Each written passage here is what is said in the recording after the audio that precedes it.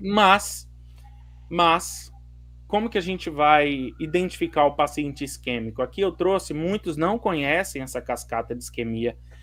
Quando eu conheci essa cascata de isquemia, pessoal, abriu meus olhos sobre o que pode acontecer, o que vai acontecendo. Então, especialmente para quem não conhece e para aqueles que conhecem, a gente fortalecer a memória. Vamos supor que a gente pegou um ratinho no laboratório que era normal, assintomático, ou o paciente, na vida real mesmo, rompeu, instabilizou uma placa, e aí cortou o fluxo coronariano, o paciente estava assintomático. Começou ali, então, um processo de isquemia, né? A gente estrangulou a artéria do ratinho, ou o paciente fez uma instabilização de placa e o suprimento sanguíneo não está normal. O que vai acontecer? O eletro vai alterar de cara, pessoal? Não, o eletro não vai alterar de cara, né? De imediato. Na cascata de isquemia, a gente até tem exames para identificar alterações bioquímicas, o substrato energético das células sobre isquemia, ele muda, e ocorrem alterações bioquímicas e celulares, por exemplo, que a gente até tem exame para identificar isso, né? Exame de perfusão, etc e tal, mas a gente não vai ter isso no pronto-socorro, pessoal. Isso aqui, ou mesmo uma disfunção sistólica, ou mesmo uma disfunção diastólica, a gente não vai encontrar isso no pronto-socorro a todo momento, né?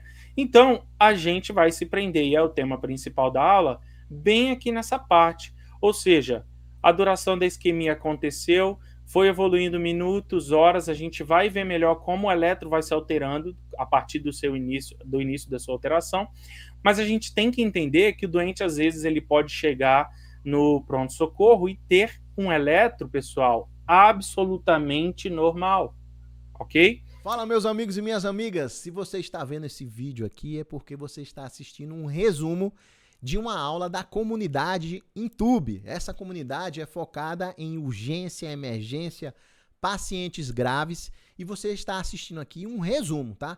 A aula é maior. A minha equipe selecionou um dos melhores momentos desta aula. E se você tiver interesse em fazer parte dessa comunidade, aqui na descrição do vídeo nós temos o link para você participar e ter acesso a todas as aulas que abordam pacientes graves, temas de urgência, de emergência, aqueles temas que todo médico precisa saber e sempre com essa visão minha bem prática, bem direta ao ponto. Então, vamos voltar para a aula que eu interrompi aqui no meio. Já vamos voltar para a aula. Um abraço. Mesmo que ele esteja com a coronária fechando ou fechada, já aconteceu comigo, né? O paciente chegou morrendo de dor no peito. Olha, vamos rodar um eletro, porta eletro perfeito, menos de 10 minutos, eletro normal, pessoal. Puxa, vamos tratar outra coisa, diagnóstico diferencial, eletro normal, colitroponina, tudo bem, vamos enxergar como é que tá, mas eletro normal. Depois de lá o seu terceiro analgésico, a gente falou, opa, não melhorou. Falei, pessoal, eu sei que a gente acabou de fazer um eletro, tem poucos minutos, mas vamos repetir? E tava lá um eletro totalmente isquêmico, ok? Então, conhecer a cascata de isquemia, para primeiro ponto, isso aqui vai auxiliar a gente, com certeza, no entendimento de que o eletrocardiograma pode ser normal, tá certo? No início do quadro. E quando o eletrocardiograma altera, ele pode sofrer alterações que a gente vai ver evolutivas. E a gente pode pegar o doente em qualquer dessas fases, ok? Quanto maior for a nossa suspeita, a gente pega um eletro inicial normal e a gente repete o eletro, a gente aumenta a nossa acurácia diagnóstica neste cenário de síndrome coronariana aguda, e isso é muito importante, principalmente se a dor tiver caráter típico. Beleza? Então, Diegão, passada... Oi? só tirar uma dúvida, até pro pessoal, quanto tempo depois que a recomendação da gente repetir esse eletro? Ok. Então, assim, geralmente o que a gente faz na prática é o paciente chega, a gente corre o eletro em até 10 minutos, isso é inquestionável, a gente precisa ter essa rapidez diante de uma dor torácica. O tempo que a gente vai repetir o eletrocardiograma, ele não é tão marcado. Obviamente que você vai reavaliar esse paciente, ele está super bem, a dor melhorou, é de bom tom que você repita esse eletro, sei lá, uma hora depois com uma troponina negativa na mão, você quer liberar o paciente antes de liberar, rode o eletro. Mas excepcionalmente, se O primeiro eletro for normal e a clínica for persistente, viu? Aí não tem como. Aí você vai ter que seriar o eletro. Puxa, eu já cheguei a rodar depois de 20 minutos, depois de 10 minutos, depois de 1 hora. Isso vai depender, na verdade, do cenário em que você se encontra, Perfeito, né? perfeito. Às vezes pode ser caraminhola da tua cabeça. Não, vou repetir aqui, vou repetir. Não, às vezes ok, o paciente está sem dor, beleza, mas às vezes o doente persiste com dor com o primeiro eletro menor que 10 minutos de realização normal, tá certo? Então não tem aquele tempo misterioso. Se a sua suspeita for forte, repita o quanto antes, Perfeito. ok? Perfeito. Tá bom? Ou antes de liberar o paciente, caso ele já esteja bem, tá? Beleza. E aí, pessoal, só para a gente fazer aqui um cenário, porque aqui, ó, tempo é músculo, né? O tempo vai passando, a isquemia vai acontecendo, ela vai rolando, e aqui a gente tem um desenho, na verdade, de uma parede ventricular. Então, olha só, lembra que eu falei da cascata de isquemia? Às vezes não vai estar muita coisa alterada, não vai ter disfunção diastólica, problema para relaxar, não vai ter problema para contrair o coração, não vai ter problema no eletro, né? Os primeiros 15 minutos de uma isquemia, a gente não vai ver grandes coisas, mas depois, ó, vai começando a ter a gente chama de isquemia, lesão e necrose, né? Uma área vai começando a ficar isquêmica e lesionando. E tempo sempre é músculo. E a evolução do eletro, basicamente, ela tá aqui, ó. A gente não sabe qual eletro a gente vai se deparar, né? Às vezes o doente chega com 30 minutos, com 10 minutos, com 2 horas, com 5 horas de evolução. Às vezes, para dificultar ainda mais, o doente chega com uma clínica, uma manifestação atípica, né? Principalmente em mulher, idosa, renal crônico, síndrome demencial, enfim. Mas voltando aqui, ó, primeira manifestação, onda T apiculada. A bomba de sódio e potássio, pessoal, ela não funciona direito sob isquemia, né? Por isso que isso aqui é um diagnóstico diferencial. A bomba de sódio, potássio e TPase, ela não está funcionando direito. O potássio está sobrando fora da célula. Por isso que simula aquela onda da hipercalemia com uma base larga, a T apiculada. Então, a onda T apiculada, às vezes, é o doente que você pega morrendo de dor, que começou agora, tu roda um eletro, tá uma T apiculada, né? Esse doente, sala de emergência. Esse doente, tratamento agressivo para síndrome coronariana aguda. Não tem jeito, tá? E aí, depois, o segmento, a onda T, ela pode inverter e tal, e o paciente suprar, né? Suprar algumas morfologias de supra, e a gente vai ver que a onda R, ela denota pra gente a ativação ventricular, né? Então, onde tem onda R, opa, tem muita parede ali, pode estar atordoado, etc e tal, mas tem muita parede pra gente salvar, né? Então, o paciente pode suprar se a coronária fechar, né? O aparecimento de onda Q, a gente tem falado que a isquemia no eletrocardiograma, ela principalmente se manifesta no segmento ST e na onda T. São alterações desses locais, perfeito? Mas no QRS, num tempo onde que vai havendo necrose, o QRS também sofre. E como ele sofre? A onda R vai diminuindo de amplitude, vai perdendo parede, a onda Q vai aparecendo. A famosa Q patológica.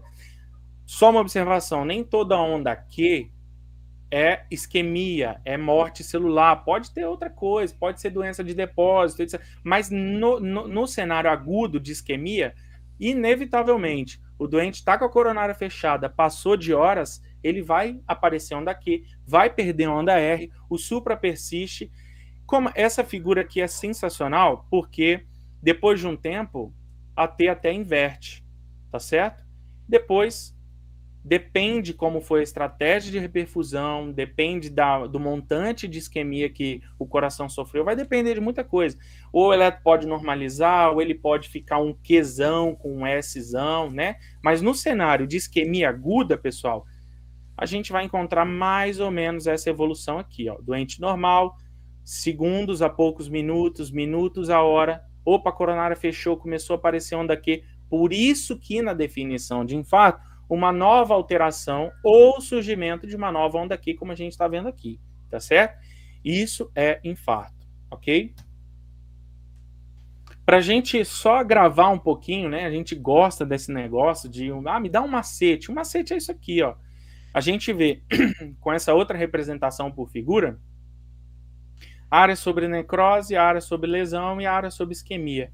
Para ficar mais fácil, isquemia, a gente tira o Q e bota ST. Istemia. Vamos falar istemia. Pronto. Lesão, há um supradesenvolvimento do segmento ST, geralmente. O segmento ST tá alterado, né? E o necrose, a gente troca o C pelo Q, né? Quando começa a formar aqui, ó, necrose no músculo, o Qzinho, tá certo? E aqui várias formas de alteração eletrocardiográfica na isquemia, tá, pessoal? Então, falando de cascata de isquemia, de evolução de parede, de músculo que sofreu uma isquemia, que perpetuou para uma lesão e foi para uma necrose, passar dessa parte, vamos mais aqui para o que a gente vai ver, né? Então, como pode estar o eletro? Como é que está o eletro? Doutor, chegou aqui uma paciente com uma dor no peito. Seu João, 61 anos, hipertenso diabético, tabagista, está com dor no peito, doutor. Você nem viu o paciente, mas já vão te trazer o eletro dependendo do hospital que você trabalha. Ou você vai ver o doente e vai pedir um eletro, ele tem que ser feito em menos de 10 minutos. Como que vai estar esse eletro, pessoal?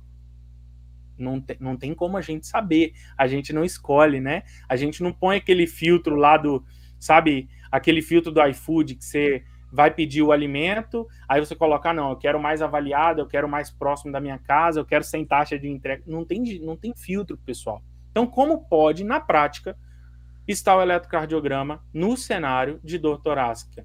ECG normal. Pode estar absolutamente normal. Normal, ou porque a isquemia, lesão e necrose não é tão grande, beleza?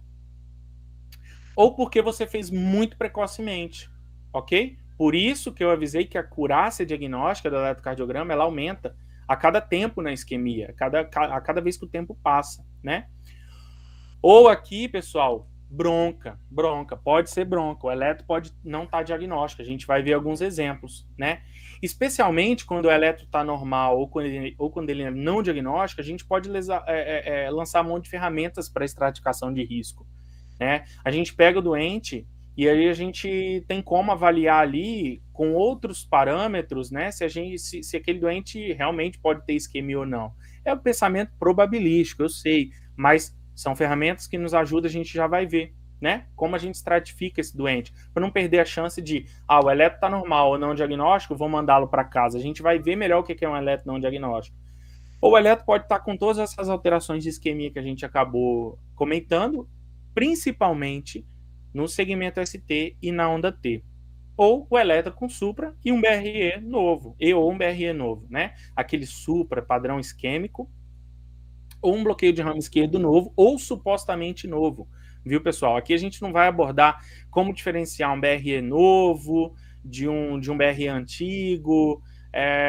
Aqui a tônica da mensagem é a seguinte: doente está lá, o seu João, 61 anos, falou contigo, doutor, não sei que eu tenho, tá com dor. Doutor, não sei se eu tenho um bloqueio de ramo, né?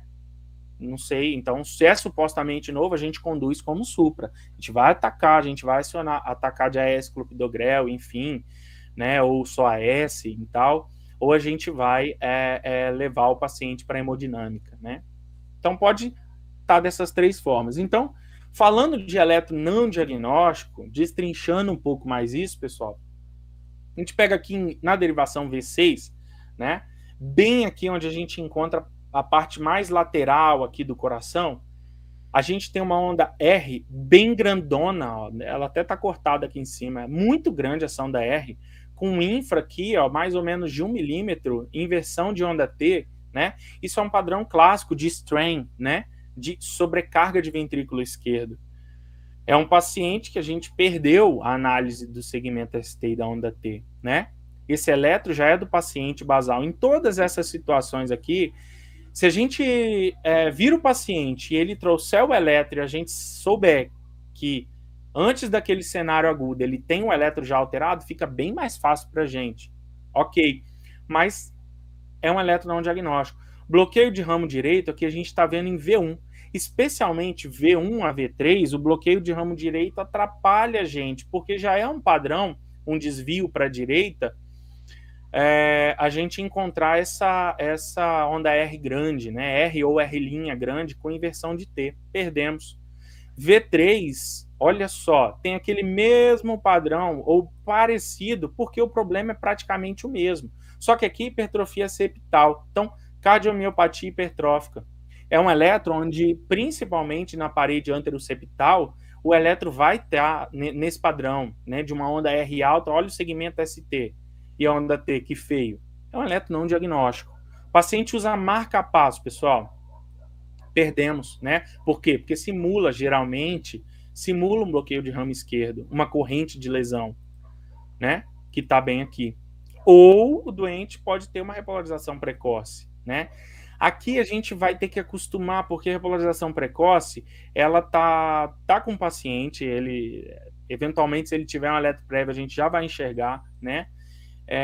E tem já uns padrões bem típicos ali para que quem lida com dor torácica acaba que vai aprendendo os padrões de repolarização precoce. Enfim, a gente vai pegando isso com o tempo, né? Mas para quem não sabe a morfologia, precisa ver algumas. Puxa, na dúvida, troponina. Na dúvida, seria o eletro, repete o eletro. Na dúvida, vai atrás de derivações opostas para ver se tem algum infra, né? Ou seja, imagem espelho, né? Mas de toda forma, pode ser que uma repol precoce, uma repolarização precoce, esteja presente ali num cenário de eletro não diagnóstico também, tá? Prometi para vocês aqui tá algumas classificações para ajudar a gente lá no cenário agudo, score time, score Grace, score heart, tá? A gente percebe aqui, ó, que o eletrocardiograma ele está presente nos 3 e pontua nos 3 scores, né? Então, a importância do eletrocardiograma. Outra coisa, né? Troponina, olha só, marcador de necrose, tá em todos. Idade, pessoal, ó, tá em todos os scores que a gente mais usa no pronto-socorro para pegar um doente e falar, puxa, será que isso é isquemia? Será que não é isquemia? Não é a tônica da aula, também fala de cada um em separado, mas olha só, idade, eletrocardiograma, troponina, estão presentes nos 3, então vamos ficar de olho. E o eletro nos 3, onde está alterado, segmento ST e a onda T, né? Basicamente é isso.